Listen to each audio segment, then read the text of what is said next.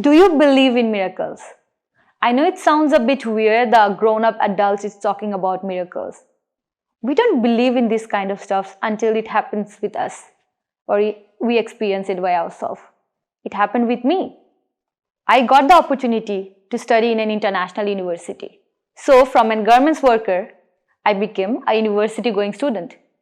5 years ago, exactly at the same time, I was working in the factory from the morning till night. The way you all are looking at me with the eagerness, exactly with same eagerness, I would look at the wall clock that we had in our factory. When the bell will ring at 7 p.m. and I'll get back to home and get some rest. Everyone in life gets 24 hours a day. You got 24 hours, I got 24 hours too. But what makes these 24 hours different? Let's take an example. My friends also got 24 hours, I also got 24 hours.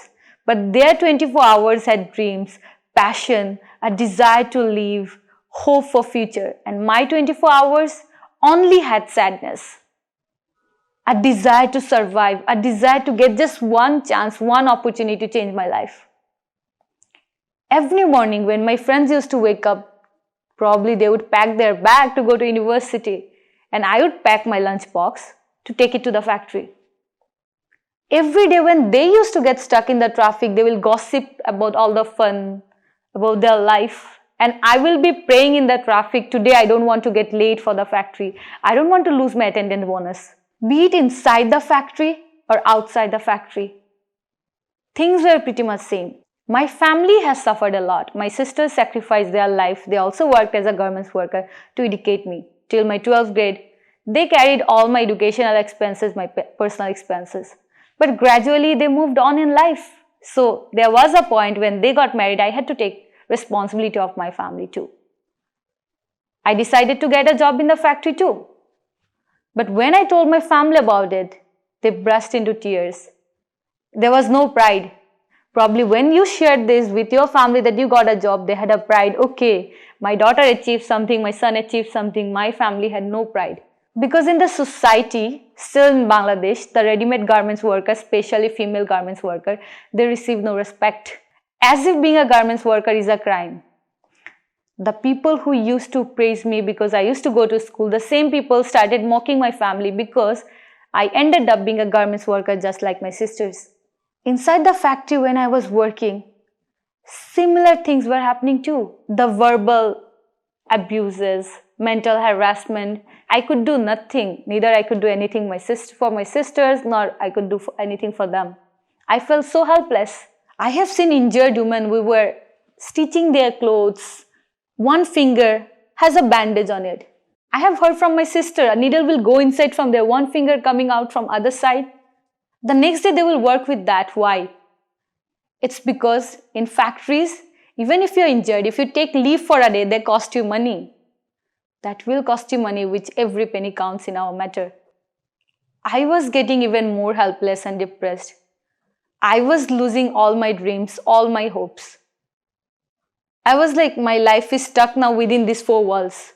When I was about to give up, that was the time when a team from Asian University for Women went to our factory.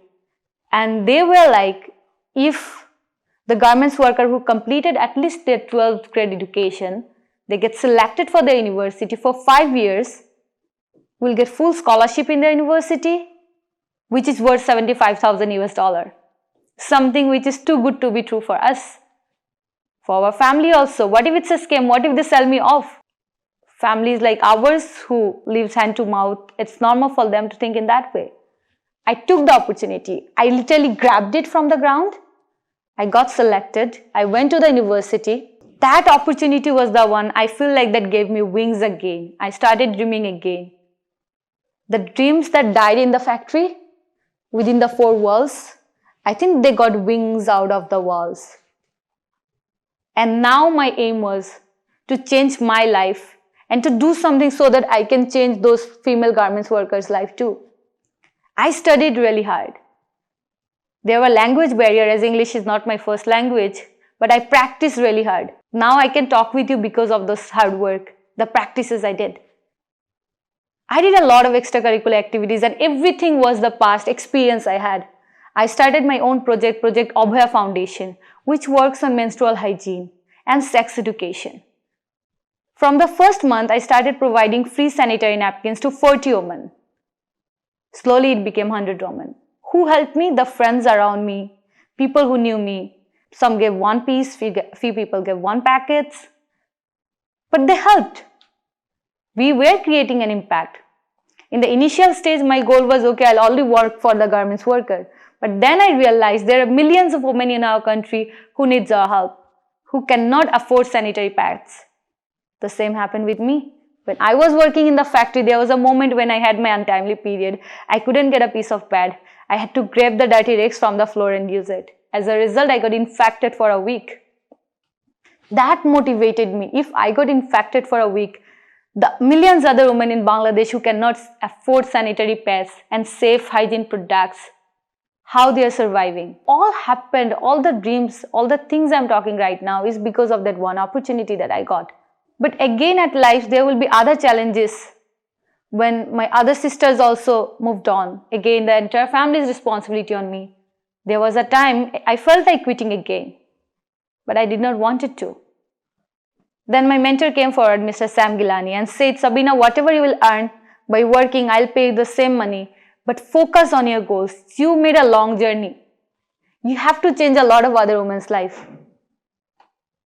And because of all the work I have done, all the extra activities I have done, all the projects I have done, all the support I have received, now I'm standing here in front of you. Now, as a graduate from Asian University for Women, the opportunities that I have gotten, the dreams that I have fulfilled, I want to do the same for the other 3.2 million female garments workers that we have in our country. As I belong from the same background, I have first-hand experience and I know what work needs to be done in the industry to provide the women a better work condition, a better health environment, and also to provide them similar opportunities so that they can have a better future. I want to show them if this miracle can happen with me, if this opportunity can come to my life, the same opportunity, the same miracle can happen with them too. In life, all we need at times is a small opportunity and a little bit of faith.